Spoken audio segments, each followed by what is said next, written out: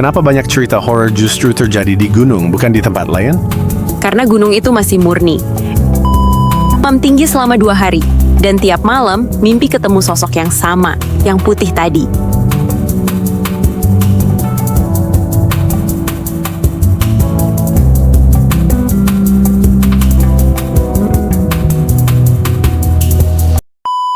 Gue bareng B, seorang pendaki yang pernah ngalamin langsung kejadian mistis di Gunung Salak. Makasih udah gabung. Senang bisa sharing di sini. Siapa tahu pengalaman gue bisa jadi pelajaran buat pendaki lain. Sebelum kita masuk ke ceritanya, bisa cerita dikit nggak kapan dan kenapa lu naik Gunung Salak waktu itu? Itu sekitar awal 2022. Gue naik bareng 3 teman kampus. Tujuannya sih simple, mau cari ketenangan dan ngelepas penat dari kerjaan. Oke, bisa ceritain kronologi singkat pendakiannya, mulai jam berapa orang, dan kondisi tim waktu itu. Kita mulai naik jam 9 pagi lewat jalur Cidahu. Cuaca cerah, tim juga semangat, tapi pas masuk sore, kabut mulai turun dan suasananya berubah banget. Kapan lu mulai ngerasa ada yang nggak beres? Maksudnya, apakah ada suara bau atau penampakan? Awalnya bau, kayak bunga melati dicampur bau amis. Terus salah satu temen gue ngelihat sosok putih berdiri di antara pohon. Reaksi tim waktu itu gimana? Ada yang panik atau malah sok berani? Ada yang langsung diem aja, kaku. Satunya malah ngajak buru-buru jalan turun. Gue sendiri waktu itu cuma bisa doa sambil jalan. Menurut lo, itu karena ada yang ngelakuin pantangan? Atau mungkin ngelanggar adat setempat? Iya, dan gue baru sadar belakangan, salah satu temen gue buang sampah sembarangan pas istirahat. Mungkin itu yang bikin penghuni gunung dan gak suka. Setelah turun gunung, lo sempat ngalamin efek lanjutan, kayak sakit atau mimpi aneh. Gue demam tinggi selama 2 hari, dan tiap malam mimpi ketemu sosok yang sama, yang putih tadi.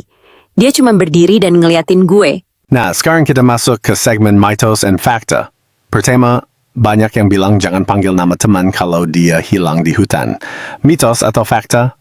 Fakta, temen gue sempat ngilang 5 menit, dan waktu dicari pakai namanya, dia malah makin jauh katanya. Serius, jangan coba-coba.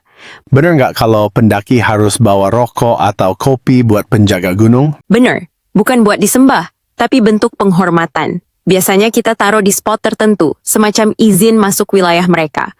Menurut lo, kenapa banyak cerita horor justru terjadi di gunung, bukan di tempat lain? Karena gunung itu masih murni, energinya kuat, dan kalau kita nggak sopan, ya siap-siap aja diganggu. Itu rumah mereka, bukan tempat kita. Gila sih, cerita lo bikin bulu kuduk merinding. Ada pesan nggak buat pendaki lain biar tetap aman dan nggak ngalamin hal yang sama? Selalu mulai dengan niat baik. Jangan sombong, jangan buang sampah sembarangan, dan selalu jaga sikap.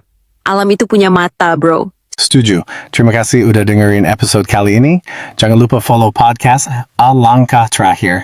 Dan kalau kalian punya cerita horror pendakian, kirim ke podcast Langkah Terakhir @email.com atau DM kita di Instagram @langkahterakhir.podcast. Dan ingat, selalu hormati alam. Karena kita bukan satu-satunya yang ada di sana. Sampai jumpa di episode berikutnya. Tetap waspada, tetap rendah hati, dan jalan sendirian malam-malam di hutan.